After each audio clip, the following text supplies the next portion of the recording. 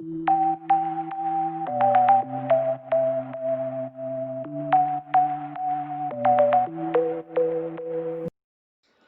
alaikum viewers and students. I am Inshal Iqbal, and as if you'll remember, we studied chapter number 2, Shah Abdul Latif Bhitai. So this time we gonna study a poem, that is the Neem Tree. So let's start. The poem was written by Mrs. Elsa Kazi. This is the introduction of the poetess. She was the German wife of Allama I. Kazi, the late Vice Chancellor of the University of Sindh. She was born at Weimar in Germany. She met Allama I. Kazi in 1907 in London and in 1910 was married to him. They came to Sindh in 1911, where she spent the rest of her life visiting Europe now and again. She wrote poems in Germany and English and also helped her husband in writing his book Brown Girl in Search of God. She died in Hyderabad on May 10, 1967 and is buried beside her husband at the Sindh University campus Jamshoro. ये जो pome है नीम tree, ये Mrs Elsa काजी ने लिखी है, जो कि Germany से बिलोंग करती थी और वो अलामा आई काजी की वाइफ थी, जिनका इंतकाल हो चुका है। वो वाइस चांसलर थे सिंध यूनिवर्सिटी के। वो जर्मनी में वेमर में पैदा हुई थी। वो 1907 को उनकी अलामा आई काजी से मुलाकात हुई, लंदन में वो मिली उनसे, और 1910 को उन दोनों की शादी हो गई। वो दोनों फिर सिंध आ गए 1911 में, जिधर उन्होंने सारी ज़िंदगी अपनी वहीं गुजारी। फिर इसके बाद वो यूरोप भी गई और इसके बाद फिर भी गई थी, मतलब जाती रहती थी। उन्होंने जर्मन लैंग्वेज में पोम्स लिखी और इंग्लिश में भी लिखी, और उन्होंने अपने हस्बैंड को एक बुक उन्होंने जो लिखी थी brown girl in search of God, ये लिखने में उनकी हेल्प करवाई थी। उनकी जो डेथ है वो हैदराबाद में हुई मई 10, 1967 को, और वो अपने हस्बैंड के पास ही उनको दफनाया गया सिंध यूनिवर्सिटी कैंपस में ही, जो कि जामशोरो में है। So next is the poem, let's start. My lovely neem that intercept सन's scorching beam, you bear the heat all day without the rain's refreshing spray. My lovely neem, मेरे प्यारे नीम, that intercept sun scorching beam, मतलब जिस पे सूरज की तपती हुई वो हैं तपती हुई किरणें जो हैं उस पर गिरती हैं, और लेकिन वो बर्दाश्त कर लेता है। Yet bears the heat all day, मतलब वो जो जितनी भी गर्माइश होती है वो सब बर्दाश्त कर लेता है।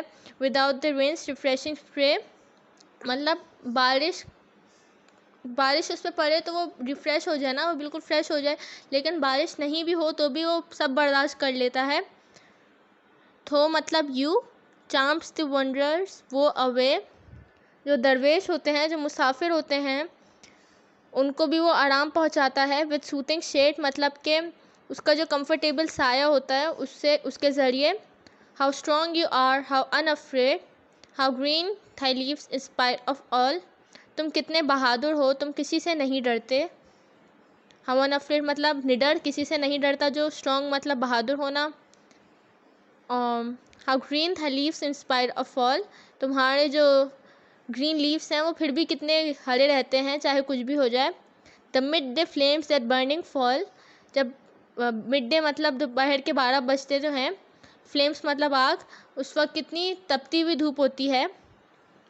Upon thy unprotected head, thy मतलब योर, तुम्हारे, अनप्रोटेक्टेड हेड मतलब उसके ऊपर, नीम ट्री के ऊपर तो फिर कोई साया नहीं है ना, उसके ऊपर तो कुछ भी नहीं है, वो उसका सर जो है वो तो बिल्कुल अनप्रोटेक्टेड होता है, वो फिर भी बर्दाश्त करता है।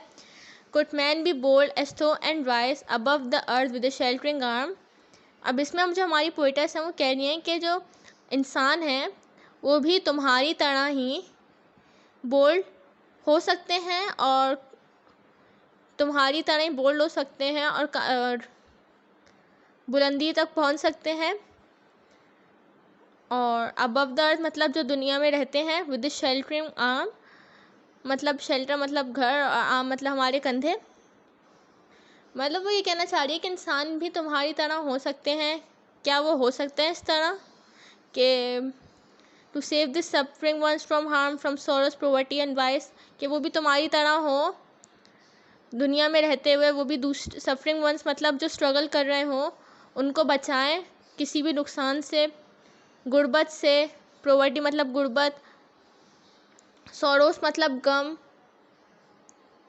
और वाइस मतलब कोई भी परेशानी, थ्रू सेक्रीफाइस मतलब सेक्रीफाइस करके। क्या इंसान भी तुम्हारी तरह हो सकता है बहादुर के वो खुद को नुकसान पहुंचा के, खुद सेक्रीफाइस करके दूसरों को किसी भी नुकसान होने से बचा ले। Could man be studious and like thee, studious मतलब बहादुर, एंड लाइक थी मतलब like you, face every fate would it not be fulfilment of life loftiest dream, my lovely neem. क्या आदमी को भी तुम्हारी तरह तेज हो सकता है, हर मुश्किल को फेस करे और लाइफ के जितने भी नोबल ड्रीम होते हैं, मतलब जितने भी उसके अजीम मकासद है, अजीम ख्वाब है, उनको पूरा करे। माई लवली नीम, मेरे प्यारे नीम, मतलब उसमें वो नीम, इस पूरी पोएम में उन्होंने नीम की तारीफ़ की है कि तुम जो हो खुद सारे सूरज की गर्म तपिश बर्दाश्त कर लेते हो और हम सबको आराम पहुंचाते हो, और फिर भी कुछ नहीं कहते, कुछ नहीं करते। और ये कहना चाह रहे हैं कि इंसान को भी तुम्हारी तरह ही होना चाहिए कि वो भी तमाम तकलीफ़ें बर्दाश्त करे और फिर भी दूसरों को आराम दे, और यही ज़िंदगी का अजीम मकसद है। बस यही है हमारी पोएम का मैसेज। नेक्स्ट पेज पे देख लेते हैं क्या है। मीनिंग्स हैं, इंटरसेप्ट का मतलब cross each other, catch before it reaches further, मतलब क्या, सूरज की रोशनी जो है, वो जो गर्माई है वो नीम ट्री में पड़ती है तो ज़मीन तक नहीं पहुंच पाती। इसी तरह तो हम उसके नीचे बैठे हैं अगर, तो हमें साया मिलता है, उसकी धूप नहीं मिलती, मतलब वो उसको बर्दाश्त कर लेता है, उसको पकड़ लेता है, आगे जाने नहीं देती उसके जो पत्ते होते हैं। इंटरसेप्ट मतलब ये होता है, क्रॉस ईच अदर। स्कॉचिंग मतलब वेरी हॉट, मतलब तपती हुई धूप। स्प्रे मतलब tiny drops of water blown by the wind.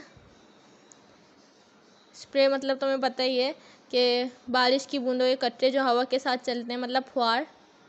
वो मतलब सौरो गम। सूथिंग मतलब कंफर्टेबल। फुलफिलमेंट मतलब पूरा करना किसी चीज़ को, कंप्लीशन। और लोफेस मतलब वेरी नोबल, मतलब बहुत अजीम।